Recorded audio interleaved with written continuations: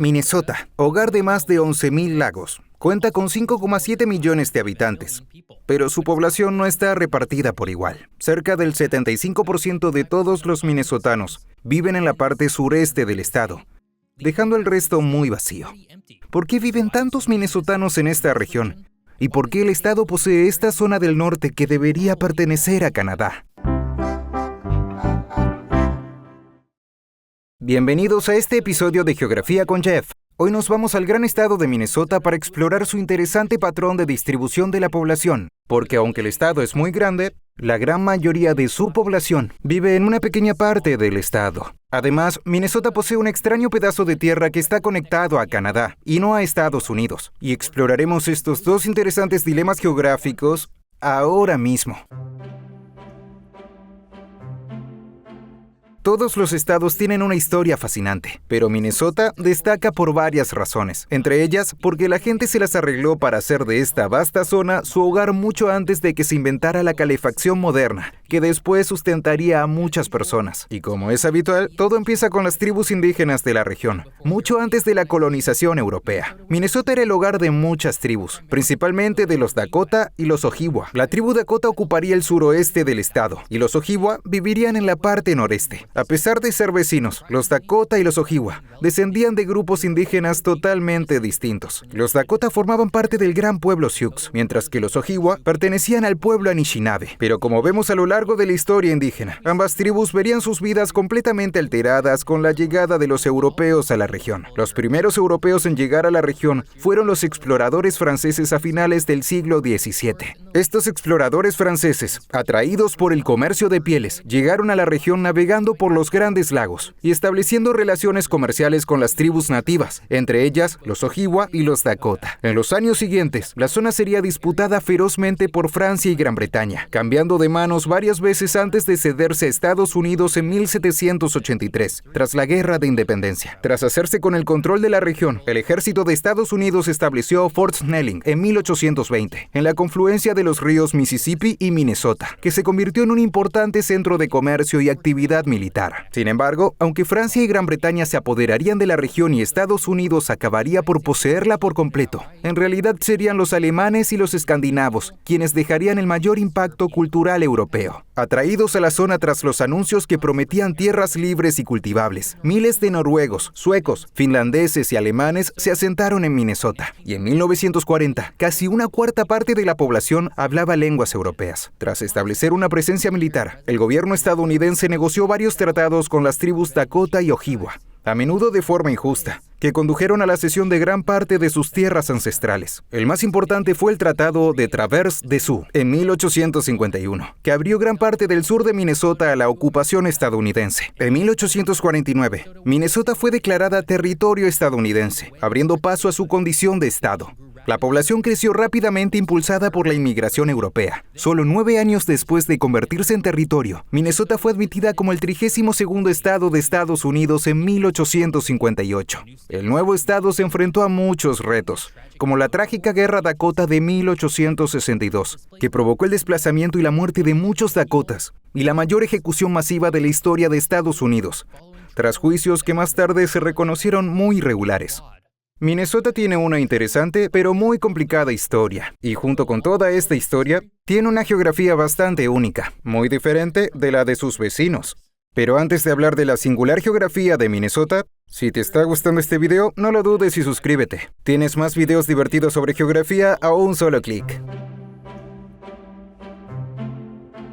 Minnesota, la tierra de los 10.000 lagos, es un estado de variados paisajes y características físicas. Su geografía se caracteriza por su notable situación al norte de Estados Unidos y su posición al borde de varias de las principales zonas geográficas norteamericanas. El rasgo más característico del estado es su abundancia de masas de agua, y a pesar de su apodo, en realidad hay más de 11.000 lagos en el estado. De hecho, el nombre de Minnesota procede de la palabra Dakota para agua azul clara o agua turbia, que podría aplicarse a cualquiera de los miles de lagos del estado. Y estos lagos, junto con numerosos ríos, entre ellos el Mississippi, que comienza su recorrido en el estado, desempeñan un papel crucial en la configuración de la geografía del estado. Al noreste del estado se encuentra la parte más meridional del escudo canadiense, una región rocosa, de densos bosques y suelos pobres. Al sureste, la región está marcada por la zona de Driftless, una zona que escapó a la glaciación de la última era glacial, originando topografías únicas como profundos valles fluviales y escarpados acantilados. Contrasta con la mayor parte de Minnesota, formada por el retroceso de los glaciares, que dejaron un paisaje llano o poco accidentado, lleno de lagos y ricos suelos fértiles, sobre todo en el valle del Río Rojo, en el noroeste, una zona de productividad agrícola excepcional. El paisaje de Minnesota se transforma en la pradera de Tallgrass, en el suroeste, parte de la región más extensa de las Grandes Llanuras, una zona dominada en el pasado por las praderas, pero ahora dedicada a la agricultura.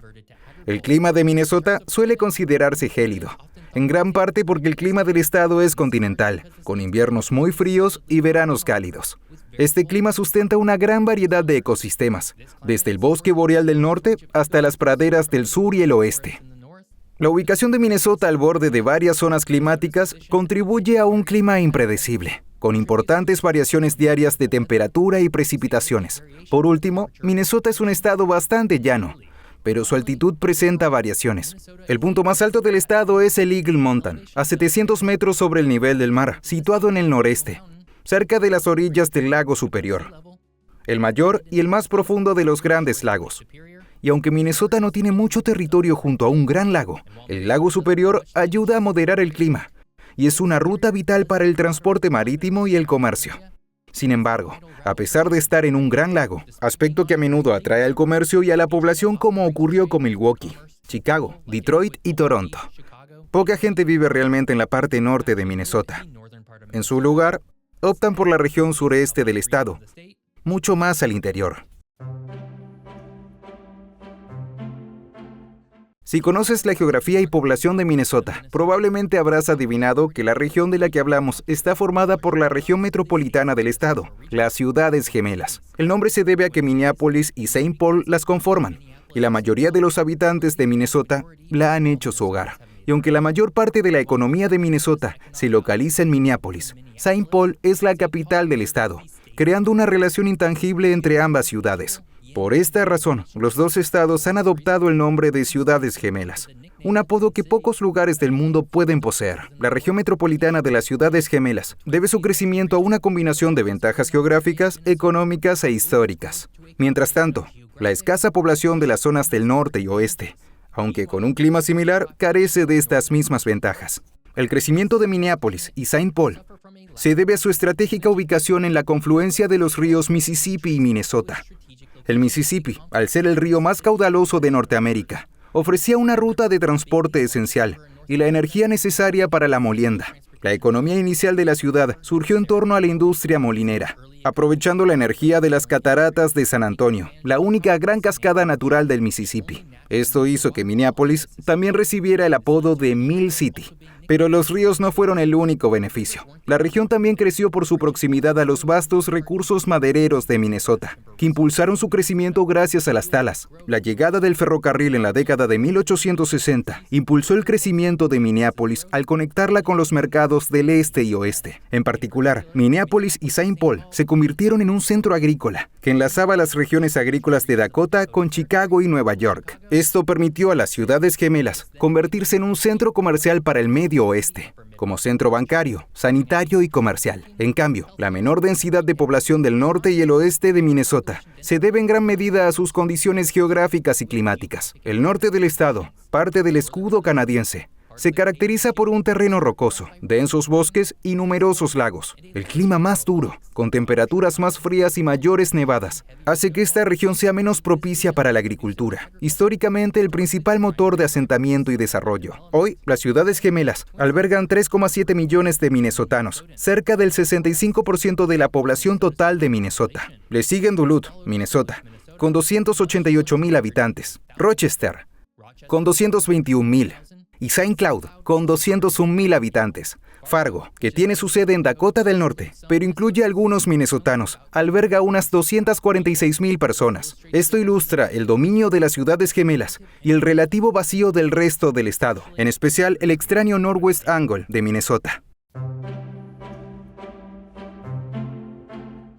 El Northwest Angle, un exclave de Estados Unidos en el norte de Minnesota, es una anomalía geográfica única. Su existencia como parte de Estados Unidos, en lugar de Canadá, resulta de tratados históricos y de las imprecisiones de la cartografía primitiva. La posesión estadounidense de este rincón comenzó con el Tratado de París de 1783, que puso fin a la Guerra de Independencia. Este tratado entre Estados Unidos y Gran Bretaña establecía la frontera entre el territorio estadounidense y la Norteamérica británica, que más tarde sería Canadá. El tratado establecía que la frontera discurriría por el lago de los Bosques, pero dada la inexactitud de los mapas utilizados durante las negociaciones, no se conocía bien la verdadera geografía de la zona. En aquella época, los cartógrafos y negociadores creían que el nacimiento del río Mississippi se encontraba mucho más al norte de lo que realmente está, y el Tratado de París pretendía trazar una frontera desde el punto noroeste del lago de los Bosques hasta el río Mississippi. La intención era dar a Estados Unidos acceso al río, ruta vital para el transporte y el comercio de la época. Sin embargo, cuando más tarde se cartografió la zona, se descubrió que el nacimiento del Mississippi estaba en realidad mucho más al sur. La delimitación fronteriza se abordó en el Tratado de 1818, donde Estados Unidos y Gran Bretaña acordaron el paralelo 49 como principal línea fronteriza desde el lago de los Bosques hasta las montañas rocosas. Sin embargo, para respetar los términos del Tratado de París, se estipuló que la frontera iría primero hacia el sur desde el punto noroeste del lago de los Bosques hasta el paralelo 49, y luego seguiría el paralelo hacia el oeste. Esto creó el Northwest Angle, una pequeña extensión al norte del paralelo 49, aislada del resto de Estados Unidos. La mayoría de la gente vive en el sureste de Minnesota porque las ciudades gemelas se convirtieron en el motor económico y cultural dominante del estado y la región. Esto es algo que vemos en muchos estados y países, pero la historia geográfica de Minnesota es única en muchos sentidos, desde su geografía de Lakefield hasta su propiedad del extraño Northwest Angle. Espero que hayas disfrutado aprendiendo más sobre la geografía de Minnesota. Si es así, suscríbete a mi canal. Si quieres ver más de mis videos, haz clic aquí. Gracias por verme. Hasta la próxima.